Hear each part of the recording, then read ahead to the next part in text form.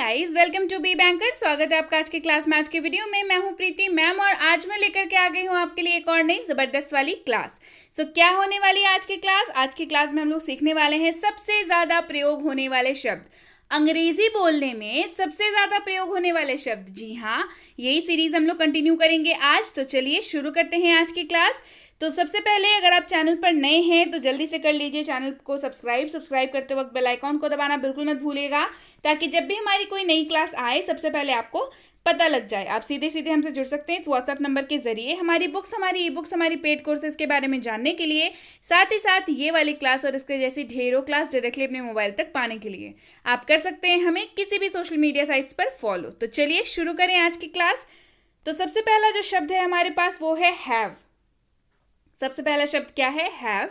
तो मतलब जान लेते हैं हैव का क्या होता है, क्योंकि मैं हमेशा बताती हूं किसी भी शब्द का इस्तेमाल करने से पहले जरूरी होता है उसका मतलब जानना। तो हैव का मतलब क्या होता है? हैव के दो तरीके के इस्तेमाल होते हैं। सबसे पहला, रखना या पास होना। जब वाक्य में ये अभिप्राय निकल के आए, रखना या पास होना, तो हैव इस्तेमाल होता है। दूसरा, हेल्पिंग वर्ब यानी कि सहायक क्रिया के रूप में इसका इस्तेमाल किया जाता है, हेल्पिंग वर्ब के रूप में। क्लियर? दोनों एग्जाम्पल्स देखेंगे, घबराइए मत। चलिए एग्जाम्पल्स देखते हैं। आई हैव अ बुक, मेरे पास एक किताब है। आई हैव अ बुक, मेरे पास एक किताब है। आई हैव अ बुक मतलब पास है, आपके पास है। I have a book. You have a book, आपके पास एक किताब है। You have a book, आपके पास एक किताब है। You have a book. We have a car, हमारे पास एक कार है। We have a car, हमारे पास एक कार है। We have a car.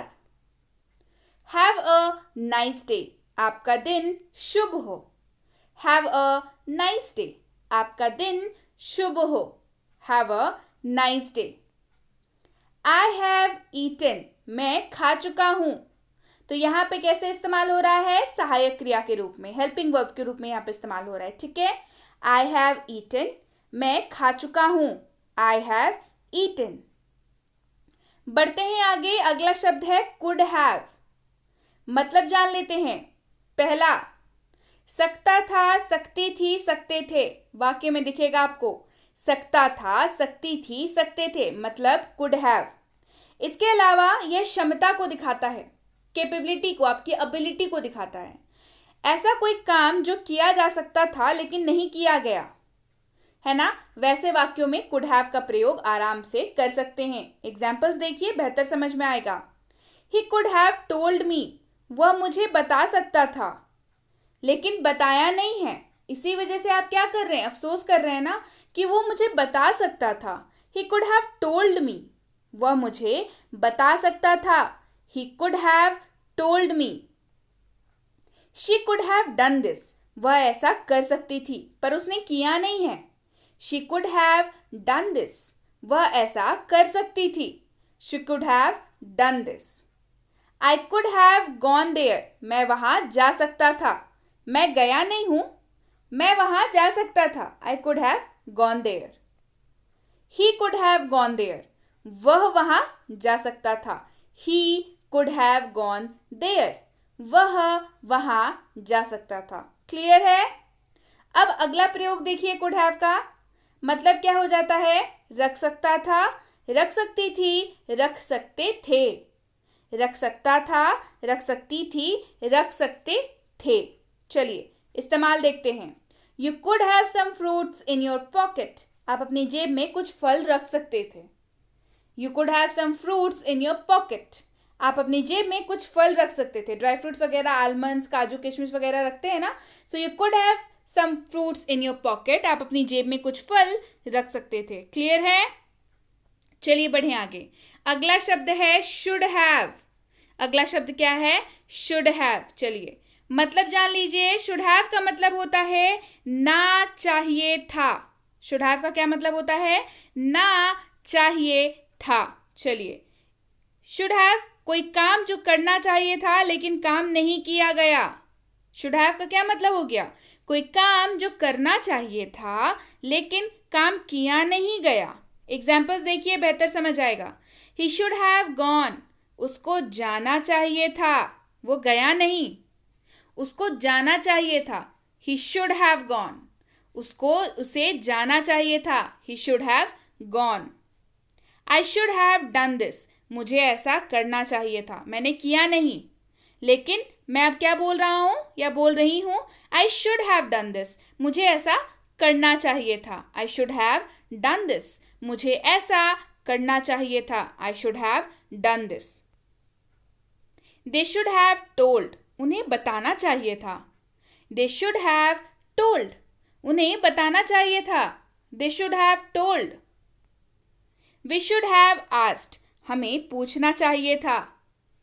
We should have asked, हमें पूछना चाहिए था। We should have asked. Clear है? चलिए बढ़े आगे। अगला शब्द है would have. WOULD, would have. चलिए मतलब जान लीजिए। वुड हैव का मतलब होता है चुका होता। चुका होता वुड हैव का मतलब, या होगा, दोनों मतलब है। वुड हैव मतलब चुका होता या होगा। चलिए बढ़ते हैं। किसी कार्य के होने की संभावना थी लेकिन हुआ नहीं वो कार्य, या नहीं किया गया। ठीक है, किसी कार्य की होने की तो संभावना थी लेकिन वो हुआ नहीं या जानबूझ करके किया नहीं गया। ठीक है। आई वुड हैव रीच्ड, मैं पहुंच चुका होता, अभी पहुंचा नहीं, मैं नहीं पहुंच पाया। आई वुड हैव रीच्ड, मैं पहुंच चुका होता लेकिन मैं अभी पहुंचा नहीं हूं, है ना। आई would have reached. You would have taken tea, आप चाय पी चुके होते। हम लोग बोलते हैं ना कि अरे रुक जाइए ना, चाय पी के जाइए। सामने वाला बोलता है नहीं बड़ी देर हो रही है, बड़ी देर हो रही है, और पता चला टैक्सी का इंतजार करते रह गए, तो हम लोग क्या बोलते हैं? अरे अब तक तो चाय पी चुके होते। You would have taken tea, आप चाय पी चुके होते। You would have taken tea. They would have eaten, वे खा चुके होते। They would have eaten.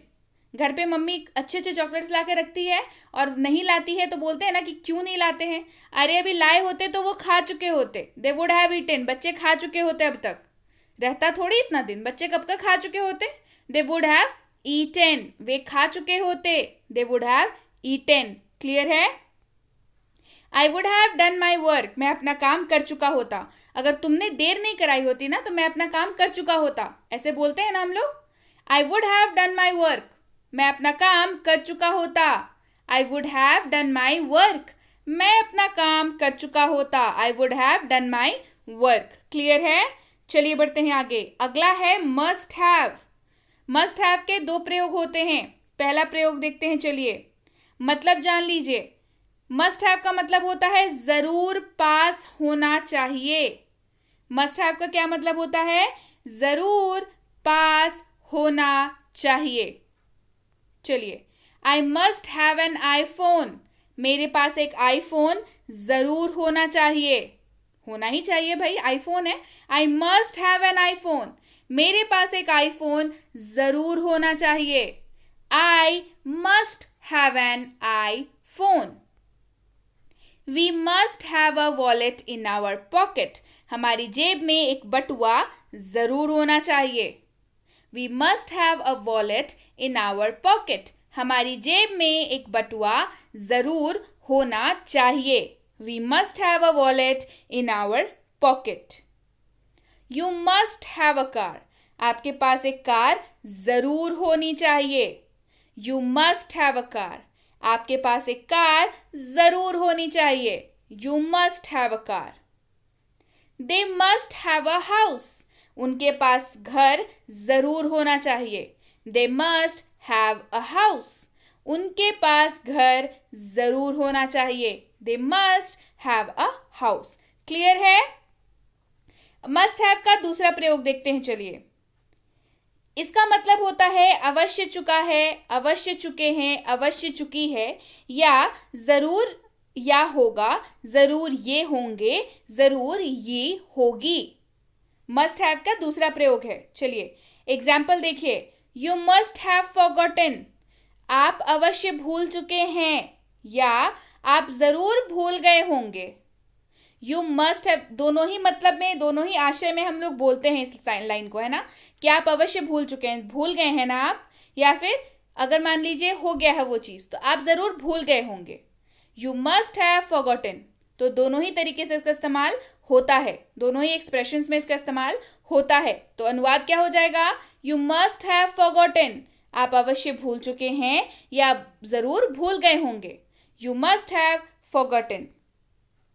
He must have taken T, उसने जरूर चाय पी लिया होगा या वह अवश्य चाय पी चुका है। He must have taken T, उसने जरूर चाय पी लिया होगा या वह अवश्य चाय पी चुका है। He must have taken T. Clear है? चलिए बढ़ते हैं आगे। अगला है मे हैव। मे हैव के भी दो प्रयोग होते हैं। चलिए पहला मतलब जाने और प्रयोग देखें। मतलब क्या होता है, पास हो सकता है, मे हैव, पास हो सकता है, मतलब क्या है, संभावना बताई जा रही है, संभावना जताई जा रही है, मे हैव। एग्जाम्पल देखिए, robbers may have a gun, लुटेरों के पास बंदूक हो सकती है, लुटेरों के पास बंदूक हो सकती है। आप श्योर नहीं है, आपको बताया थोड़ी है लुटेरों ने कि हाँ भाई गन लेके चल रहे हैं, आप संभावना जता रहे हैं कि लुटेरों के पास बंदूक हो सकती है। Robbers may have a gun. Clear है? अगला प्रयोग देखिए मे हैव का दूसरा प्रयोग। मतलब पहले जान लेते हैं। मे हैव का दूसरा मतलब क्या होता है, या होगा, या होंगे, ये होगी, ये संभावना में, और चुका होगा, चुके होंगे या चुकी होगी, ये दोनों में ही आप मे हैव का प्रयोग आराम से कर सकते हैं। चलिए एग्जाम्पल देखिए, समझ में बेहतर आएगा। He may have eaten, उसने खा लिया होगा। आप संभावना जता रहे हैं कि उसने खा लिया होगा, आप श्योर नहीं है, आप संभावना जता रहे हैं कि उसने खा लिया होगा। He may have eaten. She may have gone, वो चली गई होगी, संभावना जता रहे हैं यहाँ पे। She may have gone, वो चली गई होगी। She may have gone. They may have bought, उन्होंने खरीद लिया होगा, संभावना जता रहे हैं। They may have bought, उन्होंने खरीद लिया होगा, आपने देखा थोड़ी है उनको खरीदते हुए, आप संभावना जता रहे हैं कि they may have bought, उन्होंने खरीद लिया होगा। क्लियर है? अगला है can have। can have के भी दो मतलब। चलिए पहला देखते हैं। can have मतलब पास हो सकता है, पास हो सकता है, जो आपकी कैपेबिलिटी या क्षमता को दिखाता है। कैन हमेशा जो है कैपेबिलिटी या क्षमता को दिखाता है, तो कैन हैव पास हो सकता है, कैपेबिलिटी शो कर रहा है, क्षमता को दिखा रहा है। क्लियर है? चलिए बढ़ते हैं। दे कैन हैव अ कार, उनके पास कार हो सकती है, तो ये आप क्षमता की बात कर रहे हैं, किसी की क्षमता को दिखा रहे हैं कि अरे कार हो सकती है उनके पास, इतने पैसे हैं उनके पास कि उनके पास कार हो सकती है। They can have a car, उनके पास कार हो सकती है। They can have a car. We can have a factory, हमारे पास फैक्ट्री हो सकती है, क्षमता है भाई हमारी, फैक्ट्री चला लेंगे। We can have a factory, हमारे पास फैक्ट्री हो सकती है। We can have factory. अगला है हैव टू। हैव टू, सबसे पहले तो रूल समझ लीजिए हैव टू का। आई, यू, वी, दे, इन्हीं चार के साथ, इन्हीं चारों सब्जेक्ट्स के साथ यूज होगा हैव टू। मतलब क्या होता है, ना है, नी है, ना पढ़ता है, ना है, नी है, ना पढ़ता है। चलिए एग्जाम्पल्स देखते हैं। आई हैव टू गो, मुझे जाना है। आई हैव टू गो, मुझे जाना है। I have to go. We have to sing, हमें गाना है। वी हैव टू सिंग, हमें गाना है। We have to sing. They have to study, उन्हें पढ़ना है। दे हैव टू स्टडी, उन्हें पढ़ना है। They have to study. Clear है? चलिए बढ़ते हैं आगे। अगला है use to have. Use to have, चलिए मतलब जान लीजिए।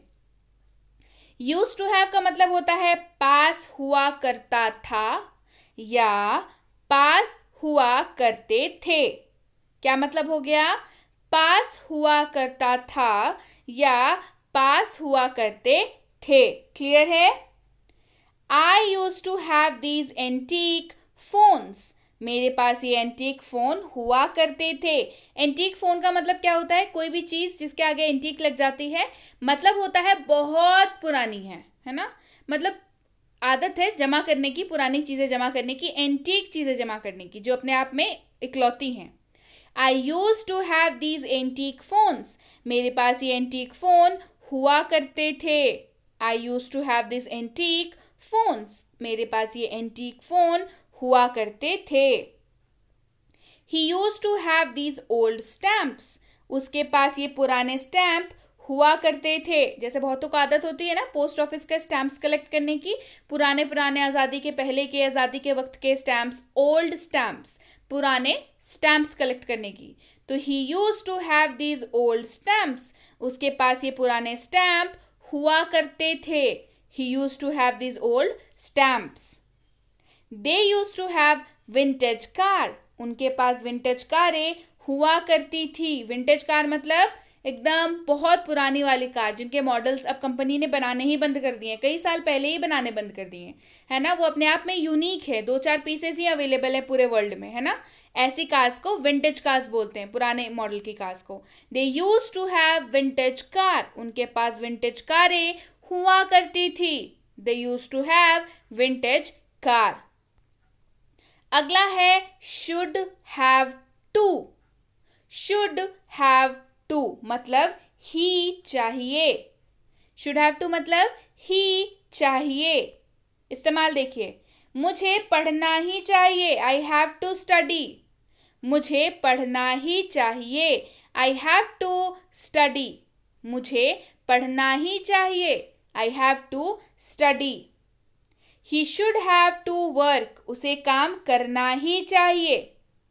ही शुड हैव टू वर्क। उसे काम करना ही चाहिए। He should have to work. Clear है? अगला है विल हैव। विल हैव का मतलब क्या होता है? चुका होगा, चुकी होगी, चुके होंगे या लिया होगा, ली होगी। विल हैव का मतलब चुका होगा, चुकी होगी, चुके होंगे या लिया होगा या ली होगी। क्लियर है? चलिए एग्जाम्पल देखते हैं। I will have eaten. मैं खा चुका हूंगा। I will have eaten. मैं खा चुका हूंगा। I will have eaten. You will have eaten. आप खा चुके होंगे। You will have eaten. आप खा चुके होंगे। You will have eaten. Suppose to have अगला वर्ड है। सपोज्ड टू हैव मतलब पास होना चाहिए, ऐसी उम्मीद की जाती है। सपोज टू हैव मतलब पास होना चाहिए, ऐसी उम्मीद की जाती है। क्लियर है? चलिए एग्जाम्पल देखिए, समझ में बेहतर आएगा। You are suppose to have a car. आपसे ये उम्मीद की जाती है कि आपके पास एक कार होनी चाहिए। You are suppose to have a car मतलब अगर आपको कोई बोल रहा है कि you are suppose to have a car, मतलब सामने वाला आपसे उम्मीद रखता है कि आपके पास एक कार होनी चाहिए। हो सकता है आपके पास अभी ना हो, तो उसको उम्मीद है कि आपके पास क्या है, होनी चाहिए। You are suppose to have a car, आपसे ये उम्मीद की जाती है कि आपके पास एक कार होनी चाहिए। They are suppose to have a house, उनसे ये उम्मीद की जाती है कि उनके पास एक घर होना चाहिए। घर जरूरी है ना भाई, होना ही चाहिए। They are suppose to have a house, उनसे ये उम्मीद की जाती है कि उनके पास एक घर होना चाहिए। They are suppose to have a house. Clear है? चलिए बढ़ते हैं आगे। अगला है माइट हैव। माइट हैव मतलब क्या होता है समझ लीजिए। शायद कर लिया होगा। शायद कर लिया होगा। Might have. एग्जाम्पल देखिए। ही might have completed his work. उसने शायद अपना कार्य पूरा कर लिया होगा, है ना? ऐसा नहीं महसूस हो रहा है कि आप एक जगह पे बैठ करके कहीं किसी और जगह के बारे में बात कर रहे हैं? जी हाँ, आप क्या कर रहे हैं? आप सस्पेक्ट कर रहे हैं कर लिया होगा, might have. He might have completed his work, उसने शायद अपना कार्य पूरा कर लिया होगा।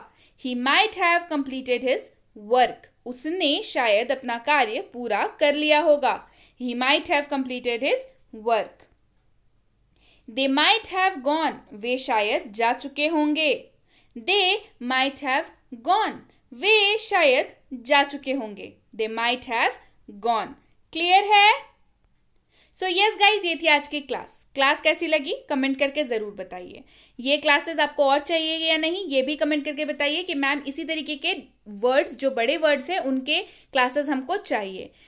क्लास पसंद आई है ना, तो लाइक और शेयर तो बनता है। चलिए जल्दी से लाइक कर दीजिए और शेयर कर दीजिए, यानी कि उन सब तक इसको पहुंचा दीजिए जिनको भी इस क्लास की ज़रूरत है। आपको तो पता ही होगा किनको इस क्लास की ज़रूरत है, आपके फ्रेंड सर्कल में किनको ज़रूरत है, आपके परिवार में किनको ज़रूरत है। तो जल्दी से उन सब तक इस क्लास को भेज दीजिए और लाइक तो बिल्कुल कर ही दीजिए। इसके साथ ही अगर आपने अभी तक हमारी 6.5 घंटे में अंग्रेजी बोले यानी कि स्पीक इंग्लिश इन 6.5 आवर्स की फ्री स्पोकन इंग्लिश की कोर्स नहीं देखी है, जिसमें 60+ वीडियो लेक्चर्स हैं जो कि बिल्कुल फ्री हैं, पूरा का पूरा स्पोकन इंग्लिश का कोर्स है, तो जल्दी से इस व्हाट्सएप नंबर पर मैसेज करिए और मंगवाइए अपने लिए कोर्स अपने व्हाट्सएप पर अभी। उसी कोर्स पर बेस्ड ई बुक की फ्री सैंपल भी आपको मिल सकती है। क्या करना है, लिख के भेजना है मुझे ई बुक की सैंपल भी चाहिए। आपको हमारी टीम द्वारा ये दोनों चीजें भेज दी जाएंगी। इसके साथ ही अगर आप हमसे जुड़ना चाहते हैं हमारे premium WhatsApp spoken English course पे, इसकी इंक्वायरी आप इस नंबर पर कर सकते हैं। इंक्वायरी किस बात की करनी है कि भाई कितने दिनों का कोर्स है, क्या क्या मिलेगा, कैसी पढ़ाई होगी, क्लासेस कितने बजे आएंगे, होमवर्क कैसे चेक होगा, नोट्स मिलेगा या नहीं, सबसे जरूरी बात कि अगली बैच कब शुरू हो रही है। तो जल्दी से इंक्वायरी करिए, पता करिए अगली बैच कब शुरू हो रही है। यह है basic English grammar course, grammar की बेसिक वाली कोर्स। जी हाँ बिल्कुल, जिसमें होती है आपकी बेसिक ग्रामर की नींव मजबूत। आप होते हैं एडवांस ग्रामर के लिए बिल्कुल बिल्कुल तैयार, एडवांस क्वेश्चंस के लिए भी बिल्कुल बिल्कुल तैयार। तो इसकी इंक्वायरी भी आप इस नंबर पर कर सकते हैं। जल्दी से इंक्वायरी करिए, पता करिए कि अगली बैच कब शुरू हो रही है। अब भाई बच्चों को ग्रामर सिखाना बच्चों का खेल नहीं होता, लेकिन अब ये आसान है क्योंकि बी बैंकर लेकर के आया है basic English grammar for kids, जो कि इंक्वायरी जिसकी आप इस नंबर पर कर सकते हैं। ये बच्चों के इसलिए स्पेशलाइज्ड डिजाइंड कोर्स है, स्पेशली डिजाइंड कोर्स है ये बच्चों के लिए, जो बच्चों को खेल खेल में इंग्लिश ग्रामर सिखा देता है, उनके कॉन्सेप्ट की क्लैरिटी हो जाती है और उन्हें दिक्कत का सामना नहीं करना पड़ता। तो जल्दी से इंक्वायरी करिए, पता करिए कोर्स कब से शुरू हो रही है अगली बैच इसकी। और ये है English grammar and writing for school. आप किसी भी स्कूल में पढ़ते हो, आप किसी भी क्लास में पढ़ते हो, आप किसी भी बोर्ड के स्टूडेंट हो, English grammar and writing section तो आती ही है अंग्रेजी में, है ना। राइटिंग सेक्शन से मतलब मैसेज राइटिंग, नोटिस राइटिंग, ऐसे writing, letter writing and what not, ये सारी की सारी चीजें आपको इस कोर्स में कराई जाती है। तो इसकी इंक्वायरी भी आप इस नंबर पर आराम से कर सकते हैं। और अगर आप वाकई एक सीरियस एस्पिरेंट हैं जो किसी भी कॉम्पिटिटिव एग्जाम की तैयारी कर रहे हैं जिसमें अंग्रेजी पूछी जाती है, तो प्रीमियम कॉम्पिटिटिव इंग्लिश कोर्स बिल्कुल आपके लिए है। ये कोर्स आपकी अंग्रेजी की पूरी सिलेबस को कवर कराता है, चाहे वो रीडिंग कॉम्प्रिहेंशन यानी कि आरसी हो, चाहे वो वोकैबुलरी यानी कि वर्ड मीनिंग्स हो एडवांस वाले, बेसिक वाले, चाहे वो ग्रामर हो बेसिक या एडवांस, चाहे हो क्वेश्चंस बेसिक या एडवांस, ये पूरा का पूरा इसमें इसको कवर कराया जाता है। आपके अंग्रेजी के सेक्शन के मार्क्स तो जरूर बढ़ने वाले हैं इस कोर्स के बाद। तो इसकी इंक्वायरी भी आप इस नंबर पर कर सकते हैं। बस इंक्वायरी करते वक्त ध्यान रखें कोर्स का नाम लिख करके इंक्वायरी भेजें ताकि हमारे प्रतिनिधि आप तक सही समय पर सही जानकारी पहुंचा पाए। जानकारी मिलने में लगभग 12 से 48 घंटों का वक्त लग जाता है, तो कृपया आप प्रतीक्षा करें। और अगर आपने मैसेज कर दिया है तो निश्चिंत हो जाए, आपको हमारे प्रतिनिधि द्वारा खुद संपर्क कर लिया जाएगा। निश्चिंत रहे, मैसेज कर दिया है, रिप्लाई आपको जरूर मिलेगा। So yes guys, that's it for today. Thank you so much for watching. Be with Be Banker, empowering lives through knowledge. Thank you so much for watching. Stay tuned to Be Banker.